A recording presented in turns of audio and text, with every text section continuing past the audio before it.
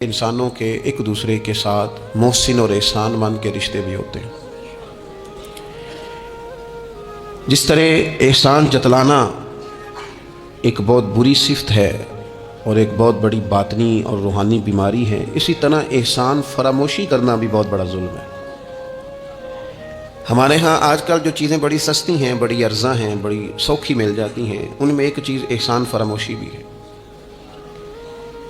قرآن مجید فرقان حمید نے سورہ بقرہ کے اندر ایک مسئلہ طلاق کا بیان فرمایا کہ اگر کوئی خالی نکاح ہوا ہو اور طلاق دے دے اپنی بیوی کو تو وہ حق مہر کا کیا معاملہ کرے۔ طلاق ہو رہی ہے، بات طلاق کی، میاں بیوی کے جدا ہونے کی بات آ گئی، تو اس مقام پر اللہ تعالیٰ نے قرآن مجید میں میاں بیوی کو کیا کہا؟ فرمایا وَلَا تَنْسَبُوا الْفَضْلَ بَيْنَكُمْ، آپس میں ایک دوسرے کے احسان کو بھلا نہ دو۔ وقت طلاق بھی تمہارے جو ایک دوسرے پر احسانات ہیں ان کو بھلا نہ دینا۔ کیوں کہ ان اللہ بما تعملون بصیر، بے شک اللہ تمہارے کاموں کو دیکھ رہا ہے۔ انسان کا انسان کے ساتھ جو بھلائی کا رشتہ ہے، نیکی کا، اسے کبھی نہ بھلایا جائے۔ اور قرآن مجید نے کہا ہل جزاء الاحسان الا الاحسان، کیا ہے بھلا نیکی کا بدلہ مگر نیکی۔ احسان کا بدلہ صرف احسان۔ ہم احسان مندی نہیں کرتے، مزاج نہیں پیدا کرتے۔ اچھا کبھی احسان مانتے بھی ہیں تو کسی نے جو ایک دو احسان کر دیے ہیں اس کا مانتے ہیں، اور ہمارے جو قریبی ہیں، جو اپنے ہیں، جن کے احسان گنے نہیں جا سکتے، شمار نہیں کیے جا سکتے، ہم پر سب سے زیادہ احسان ہمارے رب کریم کا ہے۔ اس نے ہمیں پیدا کیا ہے، اس نے ہمیں زندگی دی ہے، وہ ہمیں رزق دیتا ہے، اس نے ہمیں شعور دیا ہے، اور پھر اس کے بعد ہمارے اوپر سب سے بڑھ کر احسان ہمارے رسول پاک کا ہے صلی اللہ علیہ وسلم۔ حضور کا تو وجود ہی پورا اللہ کا احسان ہے۔ لقد من اللہ علی المؤمنین اذ بعث فیہم رسولا، رب کہتا ہے میں نے تم پر احسان کیا ہے کہ میں نے تمہیں اپنا رسول عطا فرمایا ہے۔ حضور کا سارا وجود ہی ہمارے اوپر احسان۔ لیکن آپ دیکھ لیں اس احسان مندی کا جو خاص جذبہ ہونا چاہیے تھا اور ہمارے وجود میں اس کے جو اثرات ہونے چاہیے تھے، اور ہماری طبیعت جس طرح جھکی ہوئی ہونی چاہیے تھی اس احسان پر، وہ ہمارا مزاج نہیں بنتا الا ماشاءاللہ۔ اللہ تعالیٰ کے احسانات ہیں، نبی پاک کے احسانات ہیں، پھر علماء، مشائخ، قرآن مجید کے تراجم، تفاسیر، احادیث کی شروحات لکھنے والے، ہمیں سمجھانے والے، جو ہمیں اللہ رسول سے جوڑتے ہیں، جو ہمیں وہ رستہ دکھاتے ہیں، ان لوگوں کے احسانات ہیں، ہمارے اساتذہ کے احسانات ہیں۔ اور دنیاوی احسانوں میں سب سے بڑھ کر جو ہمارے اوپر احسان ہے وہ ہمارے والدین کا ہے۔ اور قرآن مجید میں اللہ کریم نے فرمایا میرا بھی شکر ادا کرو اور اپنے ماں باپ کا بھی شکر ادا کرو، ان کا بھی شکریہ ادا کرو۔ مزاجوں میں تشکر کا جذبہ نہیں۔ وہ میں ایک دوست ناراض ہو گئے اپنے گھر سے، تو والد نے انہیں کہا ٹھیک ہے آپ الگ ہو جائیں، جو ان کا حصہ تھا وہ ان کو دے دیا۔ 4 بھائیوں میں سے ایک کو انہوں نے روانہ کر دیا۔ اب ظاہر ہے کچھ پریشان ہوئے، گھر چھوڑنا تھا تو ایک اور جگہ منتقل ہوئے، تو ان کے ایک دوست نے ان کی مدد کی اور ان کو انہوں نے کچھ دن اپنے ساتھ رکھا، پھر آہستہ آہستہ مواقع بن گئے اور جگہ ان کو مل گئی۔ تو وہ میرے ساتھ گفتگو کر رہے تھے، تو ہم جو سادہ لوگ ہوتے ہیں، دیسی دیہاتی، وہ ہم ایک بات ہی پکڑ لیتے ہیں ساری زندگی، اور تصویر کا دوسرا رخ دیکھنے کو تیار نہیں ہوتے۔ کہنے لگے جی یہ میرا محسن ہے، اس نے اتنے دن مجھے گھر رکھا، کوئی 20-25 دن اس نے مجھے اپنے گھر رکھا، پھر اس نے میرے ساتھ تعاون کیا، پھر کاروبار چلانے میں میری مدد کی، پھر مجھے مکان لے کے دیا۔ 1-2 سال تک کس طرح اس نے مجھے سپورٹ کیا کہ میں ٹانگوں پہ کھڑا ہو گیا۔ اماں ابا نے تو مجھے نکال دیا تھا، اور ان کی وہ شکوے بھی بیان کرنے لگا، شکایتیں بھی کرنے لگا۔ تو میں نے اسے کہا کمال ہے نا، جس نے 20 دن گھر میں رکھا وہ محسن ہے، اور جس ماں نے 9 مہینے پیٹ میں رکھا اس کے بارے میں تیرا رویہ ہی بدل گیا ہے۔ آپ غور کریں گے اور سمجھیں گے اس بات کو کہ 9 ماں نے پیٹ میں رکھا، اور کیا دکھ سہے، کیا تکلیف ہے۔ اور میں نے کہا اس نے 2 سال سپورٹ کی ہے، اور یہ تو تیرا محسن ہے۔ اور جس باپ نے اتنی سپورٹ کی کہ تیرے 3 بچے بھی ہو گئے، تو وہ بس 1-2 منٹ میں تو وہ چپ کر گیا۔ میں نے کہا تمہیں یہ سپورٹ نظر نہیں آئی؟ ہم جو پیر صاحب تک پہنچے، ہم جو استاد صاحب تک پہنچے، ہم جو دوستوں تک پہنچے، ہم جو رشتہ داروں تک پہنچے، ہم جو اولاد تک پہنچے، ہم جو سسرال تک پہنچے، ہم جہاں بھی پہنچے، اس پہنچنے میں پہلا کردار ہمارے ماں باپ کا ہے۔ یہ پہلی درسگاہ ہے۔ میرے والد صاحب اپنا نام نہیں لکھنا جانتے تھے. میری اماں اپنا نام نہیں لکھ سکتی تھی, لیکن میں اپنے دوستوں سے کہتا ہوں کبھی مجھے موقع ملے تو 2 جلدوں میں کتاب لکھوں گا اپنے ماں باپ. میری والدہ کے بارے میں کوئی مجھ سے پوچھے کہ آپ کی اماں کیا ہے, تو میں کہوں گا میری اماں میرے لیے یونیورسٹی ہے, میری اماں میرے لیے اتھارٹی ہے. اس لیے کہ اس گود کے اندر بیٹھ کے جو سیکھا ہے وہ کہیں اور سیکھنے کو نہیں ملا. میرے والد صاحب میرے لیے اسکول آف تھاٹ ہیں, میری سوچوں پر پہلا اثر ان کا ہے. ہم نا مطلب وہ نئے نئے رنگ, نئے نئے انداز, نئی نئی چیزیں دیکھ کر پیچھے ہم ہر چیز بھولتے جاتے ہیں, اور نوے نہ یار بنائیے. میں نہیں جے کو آنکھنا, اس لیے کہ میرا میاں صاحب سے یہ شکوہ ہے کہ تسی کمینہ ہی آگ چھڑیا ہے. یہ تو ثقیل لفظ ہے, صوفیاء ثقیل جملے استعمال نہیں کرتے, تو ثقیل ہے لفظ. یعنی آج کل بھی کسی کو کمینہ کہنا بڑا مشکل کام ہے نا, بندہ نالائق کہہ دے, بیوقوف کہہ دے, تھوڑا سا نا لفظ قابو میں, لیکن کمینہ کہنا. لیکن میاں صاحب کہتے ہیں نوے نہ یار بنائیے ایویں وانگ.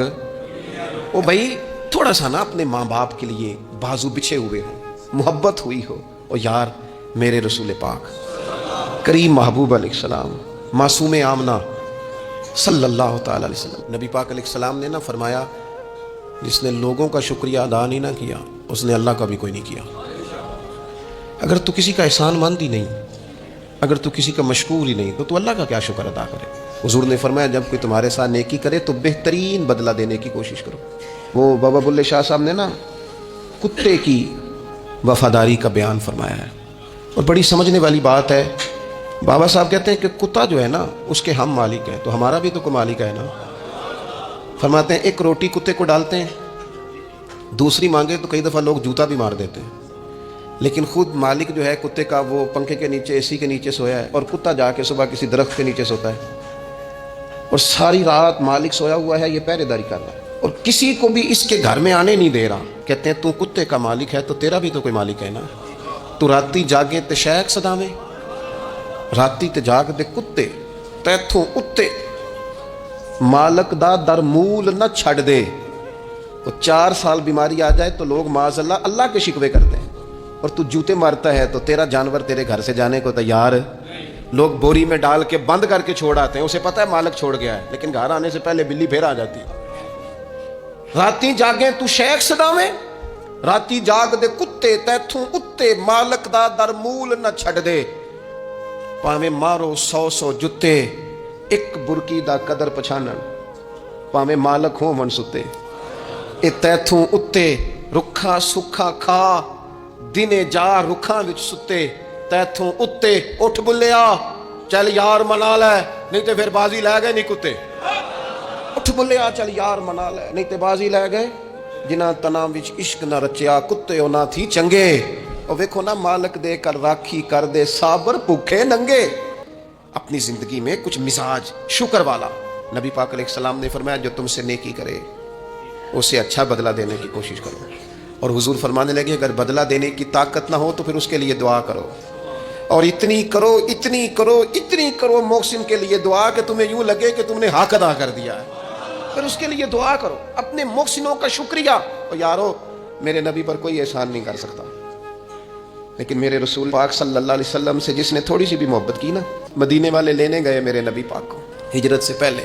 تو حضور کے چچا حضرت عباس رضی اللہ تعالیٰ عنہ حالانکہ ابھی کلمہ نہیں پڑھتے تھے, کہنے لگے وہ مدینے سے لینے آنے والوں, نبی پاک یہاں بڑے معزز ہیں, ان کا بڑا اعزاز ہے, اگر تم محبوب کی حفاظت کر سکتے ہو تو پھر لے کے جانا. تو اہل مدینہ نے کہا کہ آپ ایک دفعہ بھیجیں تو صحیح, ہم تو اپنے اہل خانہ سے بڑھ کر حفاظت کریں گے. یہ باتیں ہو رہی ہیں. ایک انصاری تھے حضرت ابو الحیثم, اٹھ کے نا حضور کے قریب گئے, کہنے لگے یا رسول اللہ ایک بات کر لوں. حضور نے فرمایا کر لو. عرض کی حضور ہمارے جن سے بھی تعلقات ہیں ہم سب سے بگاڑ لیں گے. حضور ہم صرف اور صرف آپ کی غلامی کریں گے, لیکن ایک ہلکا سا ڈر ہے, اگر اجازت ہو تو عرض کر لوں. حضور نے فرمایا کرو. عرض کرنے لگے یا رسول اللہ کل کو اگر آپ کو غلبہ ملے اور اللہ کے فضل سے ملے گا تو پھر ایسا نہ ہو کہ آپ اپنی قوم کی طرف لوٹ آئیں تو پھر ہم سے یہ فراق یہ بچھوڑا سا نہیں جائے گا. حضور پھر آپ واپس تو نہیں آئیں گے. تو حضور نے ان کی بات سنی تو حضور مسکرا پڑے, فرمایا مدینے والوں سنو, کبھی نہ بھولنا میں تم میں سے ہوں اور تم مجھ میں سے ہو. چھوڑ کے کیوں. ہمارے ایک بزرگ سے کسی نے کہا تھا او تم لوگ مدینے زیادہ رہتے ہو, حالانکہ نبی پاک نے تو مکے میں زیادہ وقت گزارا ہے. 63 سالہ عمر مبارک میں سے 53 سال مکے میں گزارے. مدینہ طیبہ میں تو صرف 10 سال گزارے اور تم ہر وقت مدینہ مدینہ کرتے ہو.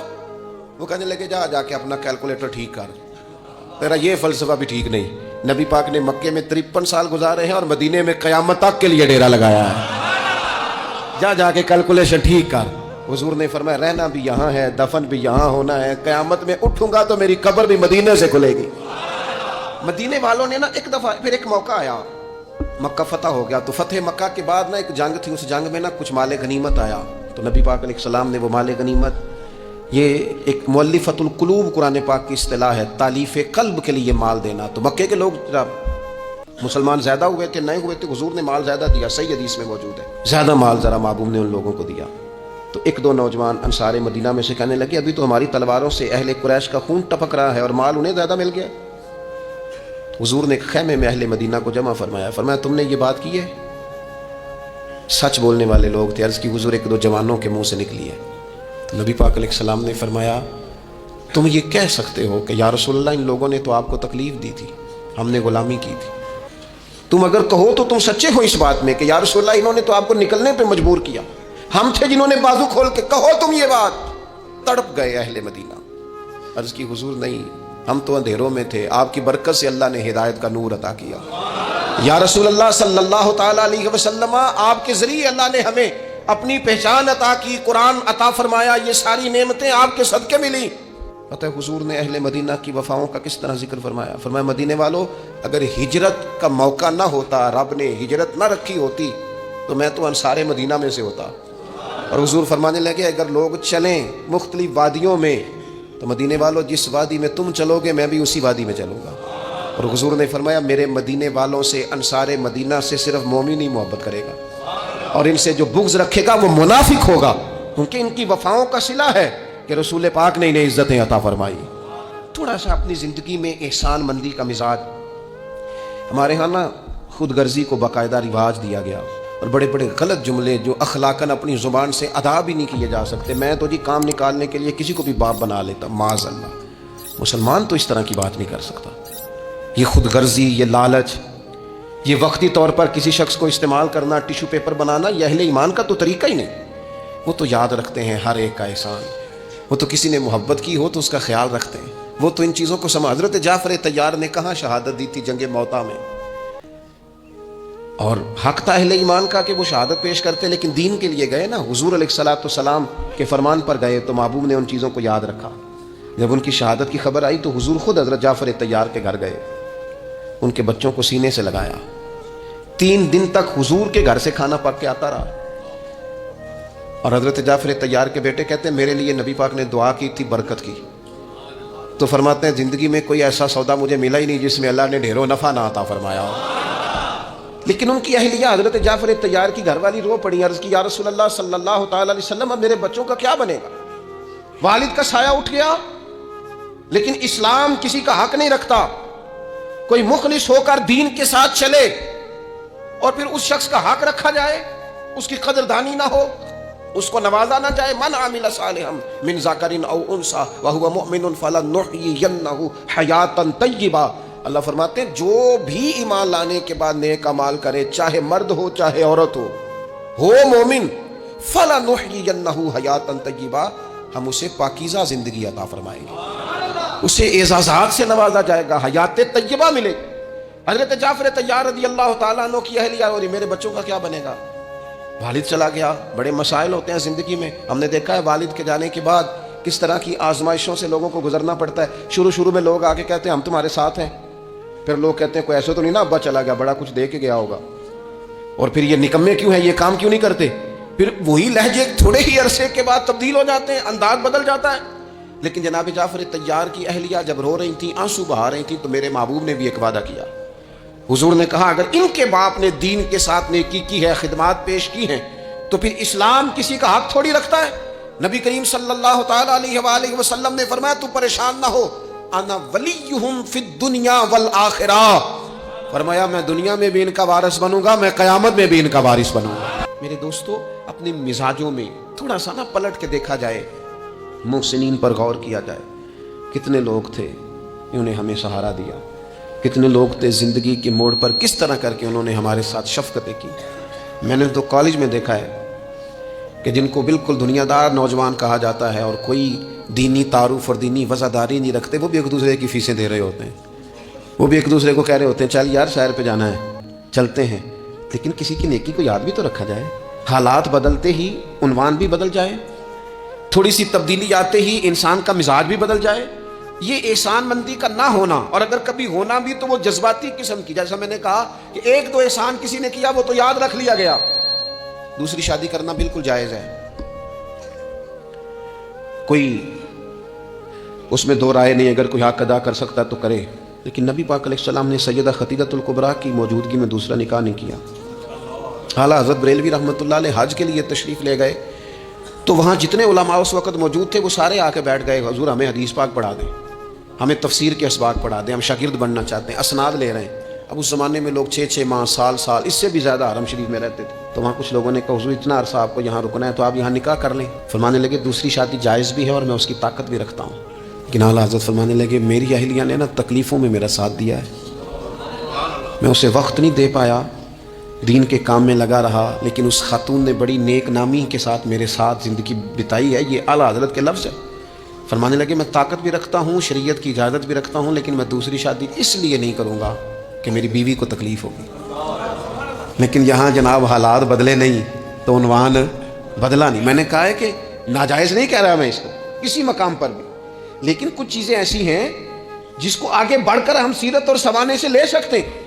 سیدہ خدیجہ الکبریٰ رضی اللہ تعالیٰ عنہ نے حضور سید عالم علیہ السلام کے ساتھ وہ وقت گزارا تھا جو اسلام پر غربت کا وقت تھا، جو کفار کی اذیتیں برداشت کرنے کا وقت تھا، جس وقت معاذ اللہ کمر مبارک پر اونٹ کی اوجڑیاں رکھی جاتی تھی، راستے میں کانٹے بچھائے جاتے تھے، پتھر برسائے جاتے تھے۔ اس موقع پر سیدہ پاک حضور کی بارگاہ عالی مرتبت میں رہی۔ حضور کی ہر زوجہ کی کیا شان ہے، اور پھر سیدہ عائشہ صدیقہ جو محبوبہ ہیں محبوب خدا کی، کیا عظمتیں ہیں۔ پر سیدہ خدیجہ الکبریٰ کا انفرادی انداز ہے۔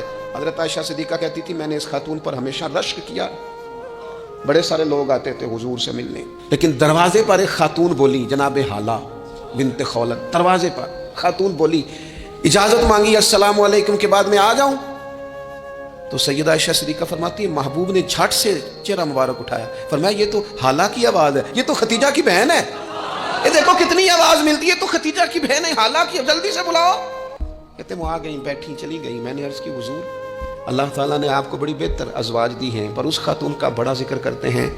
تو سیدہ کہتی ہیں دیکھتے دیکھتے ہی حضور کے آنسو چھلکے، دیکھتے دیکھتے ہی رخساروں سے وہ نور بھری لاری مبارک داڑھی کے قریب آنے لگی۔ محبوب فرمانے لگے جب لوگوں نے میرا حوصلہ توڑا تو عائشہ ختیجہ نے مجھے حوصلہ دیا، کہا لوگوں نے میرا انکار کیا وہ مجھ پر ایمان لائیں، لوگوں نے مجھے جھٹلایا انہوں نے میری تصدیق کی، اور پھر کہا اللہ نے مجھے جو اولاد دی وہ بھی خدیجہ الکبریٰ کے بدن سے دی۔ وَلَا تَنْسَبُوا الْفَضْلَ بَيْنَكُمْ، آپس میں ایک دوسرے کے احسان بھلا نہ دو۔ وہ جس نے ایک موقع پر جب تم قرض میں الجھ گئے تھے تمہارے ساتھ نیکی کی ہے، وہ تمہیں ساری زندگی یاد رہی، اور جن بھائیوں نے، جس اہلیہ نے، جن دوستوں نے، ماں باپ نے، قریبی عزیزوں نے زندگی تمہارے نام کر دی، وہ تمہیں بھول گیا ایک منٹ میں۔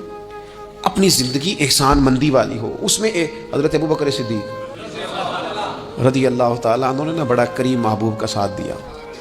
ایک موقع پہ نہیں درجنوں مواقع پر حضور نے فرمایا میں نے سب کی نیکیوں کے بدلے دے دیے، ابو بکر کا بازو تھام کے لے جاؤں گا، رب ہی اسے اجر عطا کرے گا۔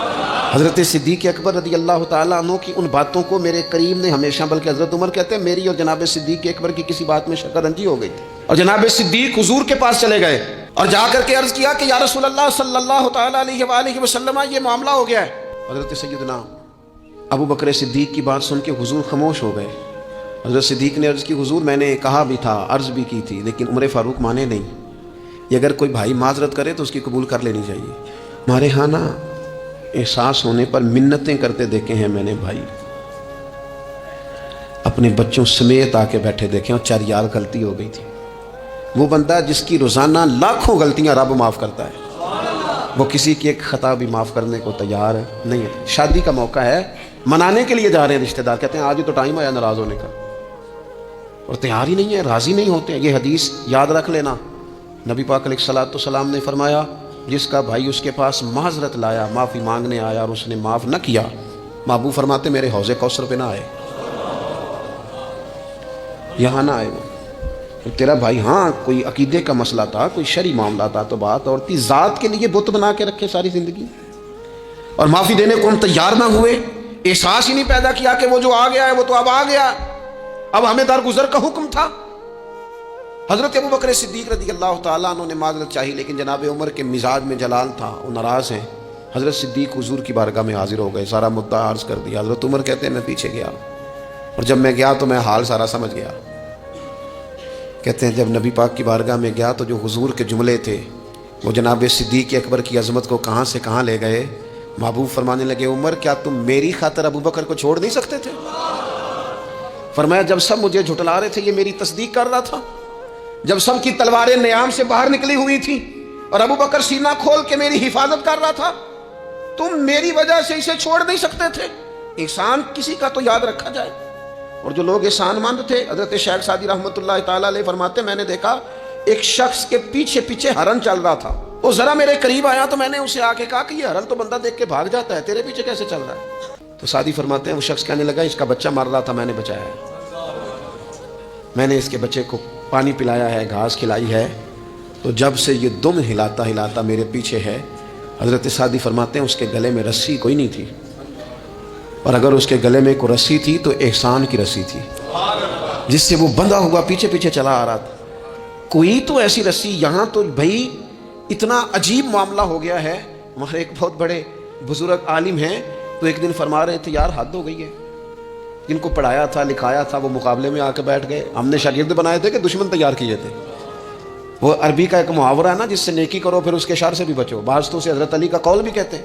اپنی زندگی میں یہ مزاج کبھی نہ بنائیں، کبھی نہ بنائیں، کبھی کوئی ایسی طبیعت کے اندر بات نہ لائیں۔ لوگ مختلف لوگوں کے بارے میں نام لے کے ٹھٹھا کرتے ہیں معاذ اللہ، اور بڑی بڑی باتیں سناتے ہیں۔ ایک خان صاحب سے میری ملاقات ہوئی کچھ عرصہ پہلے، تو ایک انتہائی غریب آدمی کے گھر میں میں نے انہیں ڈیوٹی کرتے دیکھا، تو میں نے کہا آپ یہاں ڈیوٹی کرتے؟ کہنے لگے یہ ہمارے صاحب بڑے امیر ہوتے تھے، غریب ہو گئے، سب چھوڑ گئے، حالات کا تغیر بدلا۔ تو میں نے کہا آپ کیوں نہیں چھوڑ کے گئے؟ کہنے لگے کیا کروں، مجبوری ہے، نمک خار ہوں، ان کے گھر کا نمک کھایا ہے، اب حالات کے تغیر اصلہ نال جے نیکی کریے، وہ نسلاں تاک نہیں بھول دے۔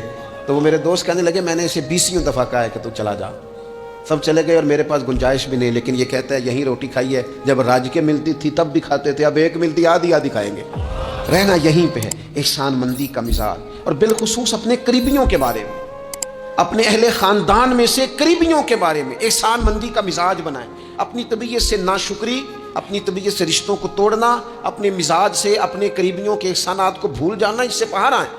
اپنے اساتذہ کے لیے جذبات پیدا کریں۔ اعلیٰ حضرت رحمۃ اللہ علیہ فرماتے ہیں استاد بدرجے باپ کے ہے، اور اس استاد سے کون مراد ہے؟ شیخ مرشد بھی اسی میں داخل ہے، جس سے ہم تربیت لیتے ہیں، جس کی وجہ سے اللہ ہمیں کوئی خیر نصیب کرتا ہے، جس کی بات سے کچھ سیکھتے ہیں، وہ بھی اس میں داخل ہے۔ فرماتے ہیں ان کا حق ہے، اور جو حق والے تھے انہوں نے حق اس طرح سمجھا کہ حضرت مولا علی شیر خدا فرماتے ہیں میرا استاد اگر چاہے تو مدینے کے چوک میں کھڑا کر کے مجھے بیچ دے، میں بک جاؤں گا، لیکن اس کے حق سے میں پیچھے نہیں ہٹوں گا۔ 17 رمضان المبارک کو جنگ بدر ہوئی، نبی پاک علیہ السلام نے فرمایا رب کریم نے بدریوں سے وعدہ کر لیا ہے جو بدر میں شریک ہوئے، اللہ نے وعدہ کر لیا ہے رب سب کو جنت عطا فرمائے گا۔ اہل بدر میں سے کوئی شخص آتا نا تو صحابہ اٹھ کے اس کا استقبال کرتے۔ بدر کے لوگوں نے جب کہا نا شہدائے بدر اور شہدائے احد کو فلاں فوت ہو گیا، فلاں مر گیا، تو اللہ نے کہا وَلَا تَقُولُوا لِمَن يُقْتَلُ فِي سَبِيلِ اللَّهِ أَمْوَاتٌ، خبردار تم نے مردہ کہنا بھی نہیں، جائے میرے رستے میں اب اسے مردہ کہا جائے، بل احیاء، بلکہ وہ زندہ ہیں، وہ زندہ ہیں۔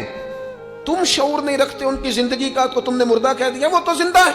میرے دوست جتنے بھی لوگ اسلام میں، حضرت عمر فاروق کہتے ہیں میں حضرت صدیق اکبر کے پاس بیٹھا تھا تو ایک خاتون آ گئی دربار خلافت میں کسی کام سے، تو حضرت سیدنا ابوبکر صدیق نے اپنے کندھوں سے چادر اتاری، اس چادر کو زمین پہ بچھایا، اس بیٹی کو، اس خاتون کو اپنی چادر پہ بٹھایا۔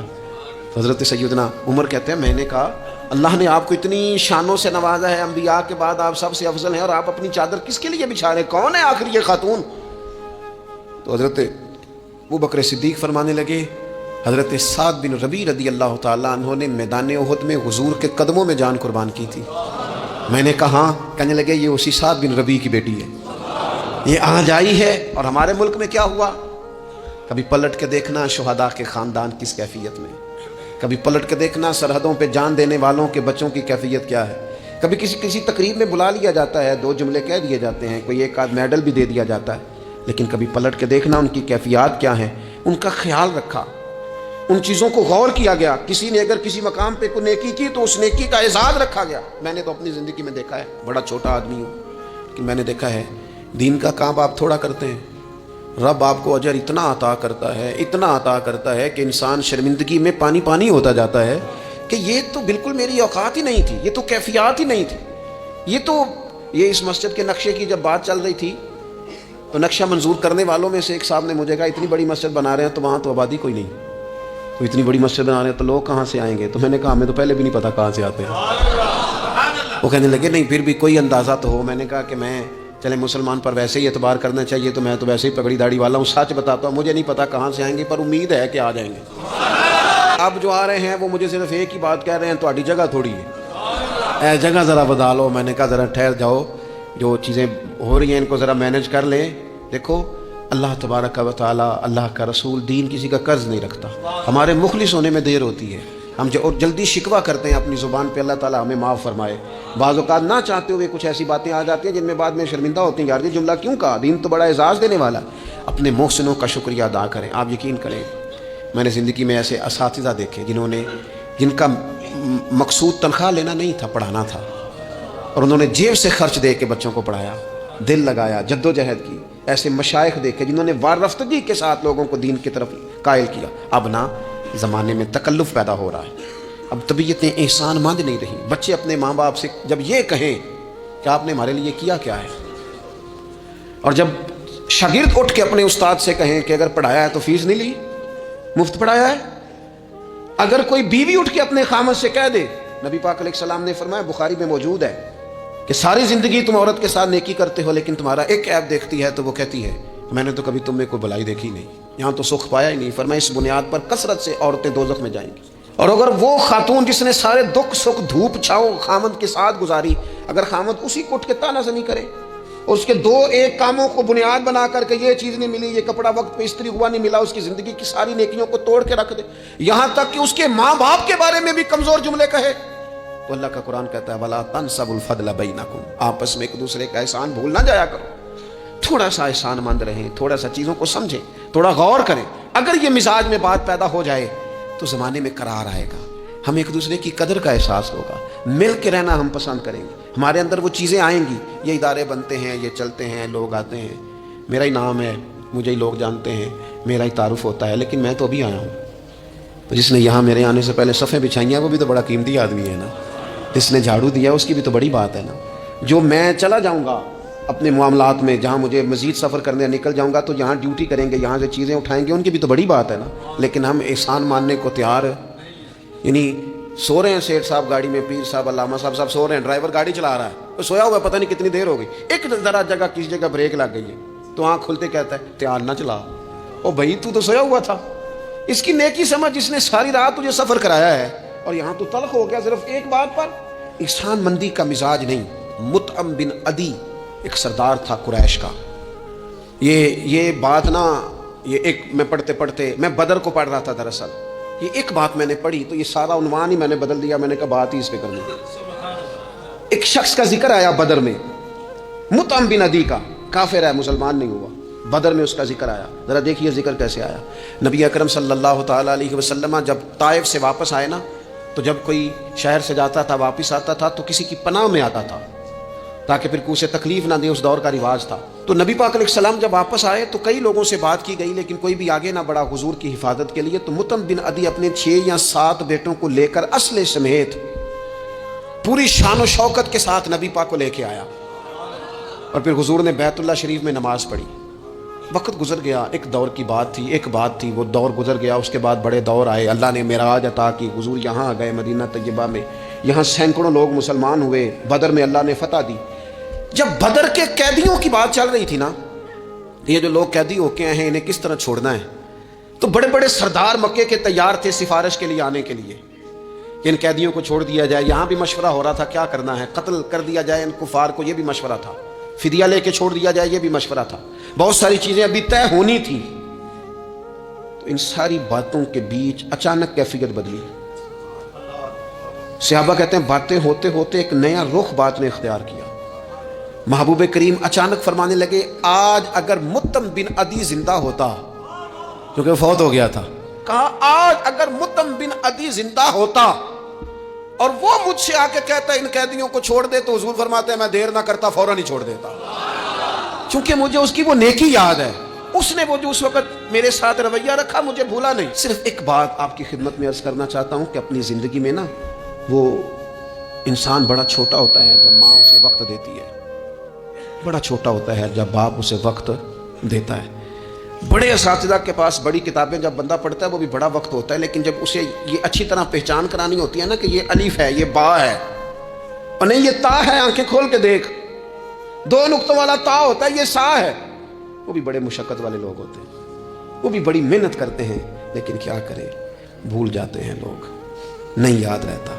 वो जिसकी बात सुन के अल्लाह ने दीन की तौफीक दी, इसकी बात सुन के इस तरफ माइल हुए, फिर रिसर्च की और फिर उसी को अनपढ़ करना शुरू कर दिया, फिर कहा कि ओहो तवज्जो तो इसने दिलाई थी पर यह बंदा ही ठीक नहीं। ये हमारे यहाँ अजीब नाशुक्री का और एहसान फरामोशी का मिजाज आया है। हमें हमारा दीन कहता है आपस में एक दूसरे के एहसानों को भुलाना ना, और नेकी का बदला हमेशा नेकी रखना। हुजूर ने फरमाया शुक्रिया अदा ना कर सको तो मोहसिन के लिए दुआ ज़रूर करना। अपनी ज़िंदगी, ये जो लोग एहसानमंद होते हैं ना, ये बड़े नफीस लोग होते हैं, ये हुदूद के अंदर होते हैं, ये बड़े बादब होते हैं, इनकी ज़िंदगी सुलझी हुई होती है, ढली हुई होती है। यानी ये वो लोग होते हैं जिनका कोई होता है, यानी इनकी कोई सनद होती है, इनके कोई पीछे होता है, इनकी कोई बहक होती है, इन्हें कोई कहने वाला होता है, इनका कोई उस्ताद मुर्शद होता है, इन्होंने किसी से सीखा होता है, इनकी कोई पुश्त होती है। यानी ये वो होते हैं जिनका कोई होता है। और जो कहे कि मैं तो सारी मेहनत आप ही की थी, अभी भी कुछ नहीं सी दिता, भाई भी छट गए सन, फलाना भी तो भाई वो भाई तो ढला हुआ ही नहीं है, ऐसा आज़ाद बंदा, इस तरह की कैफियत, ये अंदाज़ दुरुस्त नहीं है। अपनी ज़िंदगी को एहसानमंद बनाएं। हम बड़े लोगों के एहसानमंद हैं। आप यकीन करें कभी सोचते हैं तो ढेर सारे लोग ऐसे हैं जिनके बारे में सोचते हैं यार तेरा शुक्रिया कैसे अदा करेंगे, कहाँ से वो लफ्ज़ लाएंगे, जिनसे तेरे बड़े सारे ज़िंदगी में लोग होते हैं। बस अपना मिजाज एहसानमंदी वाला बनाएं, ना जज़ा दे सकें और ना कोई बदला दे सकें तो दुआ के तो अल्फाज अदा किए जा सकते हैं। एक ज़रूरी बात आखिर में आपसे ये अर्ज़ करनी है, ये जो रमज़ान मुबारक का आखिरी अशरा होता है ना, ये बड़ा कीमती है। मैं पहले भी दोस्तों से अर्ज़ करता रहता हूँ कि हम ना ये आखिरी 10 दिन अक्सर बाज़ारों में घूम के गुजार देते हैं। पहले भी सारी ख़रीदारी की जा सकती है। बुखारी मुस्लिम में हदीस है, सैयदा आयशा सिद्दीक़ा रज़ी अल्लाह तआला अन्हा फरमाती हैं आखिरी 10 दिन जो रमज़ान के होते थे हुजूर खुद भी बेदार होते थे, हमें भी बेदार करते थे। ये रातें बेदार रहने की हैं, शब कदर की तलाश की हैं। नबी पाक ने इतिकाफ़ फरमाया है, कोशिश करें, जो तो इतिकाफ़ बैठ रहे हैं वो तो बड़े बाइस मुबारकबाद है, जो नहीं भी ना बैठ रहे हैं वो भी अपने अपने इलाके की मसाजिद में कोशिश करें, एक रात मिल जाए, 2 मिल जाएं, 4 मिल जाएं, जितना इजाफी टाइम मिले आखिरी 10 दिनों में वो मस्जिद में गुजारें।